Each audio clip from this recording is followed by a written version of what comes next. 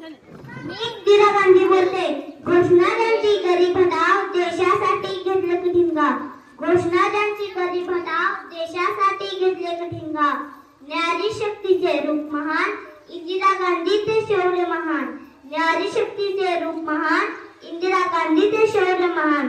भारताच्या पहिल्या महिला पंतप्रधान पंडित जवाहरलाल नेहरूंच्या कन्या इंदिराजींनी 1966 ते 1977 आणि 1980 ते 1984 दरम्यान देशाचे नेतृत्व केले.